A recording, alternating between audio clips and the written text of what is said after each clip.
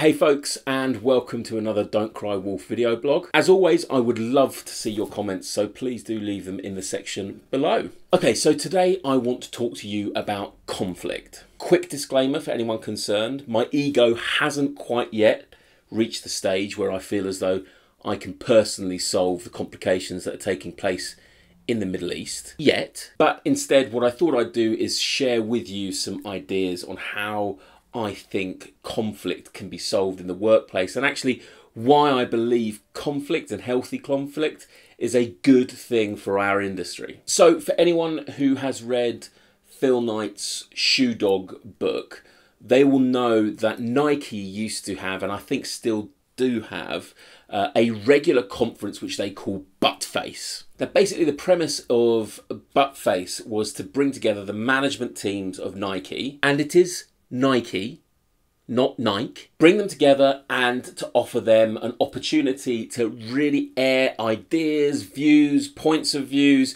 and actually have some pretty healthy, sometimes shouty, always drinky events. The idea was that it was a free-for-all. Everyone had the opportunity to air what they were feeling. Also, any ideas could be shared, but also ideas could be challenged, and that was right from the top down. It was not only cathartic, but I think we can all agree it's been a pretty powerful way of building up one of the most iconic brands on our planet. So while the Buttface retreat might not be suitable for the PR world, let's face it, it's totally suitable for our world, and it would be called something much worse. The principles behind good, healthy conflict are there and there to be seen. I thought I would share a few pointers that I have and that I have learned over time about how to get the most out of some healthy conflict, how to approach that sort of situation, and how to end up in a good place. First and foremost, timing. So I had the fantastic opportunity of working with a chap called Adrian Talbot, who's an excellent CFO,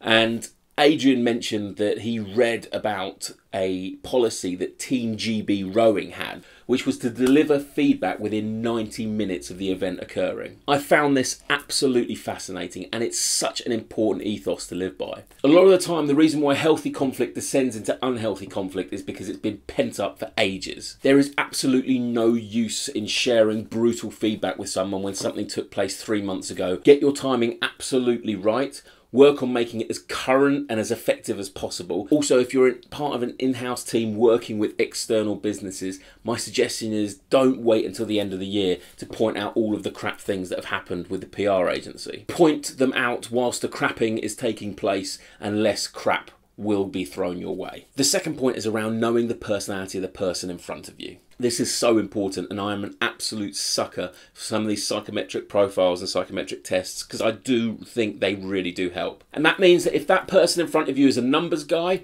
building your argument around facts and stats will help. Conversely, if they're more like me, where numbers and facts and stats are absolutely bonkers and I get extremely frustrated with anyone that throws them my way, all I want to see is the big gold shiny, then give me that shiny. So adapting your conflict based on the person sat in front of you is hugely important. So the third thing is around knowing your own triggers. I really hate being lied to. No one likes being lied to, but it really irritates me, even if it's a little white lie. However, what I've come to realise is that rather than jumping down someone's throat, I try and understand the position which they're coming from. What I need to realise is that it irritates me, and I need to deal with that. I have to work hard on being able to look beyond my immediate emotional reaction and start to work on a solution. Facial expressions are my worst tell.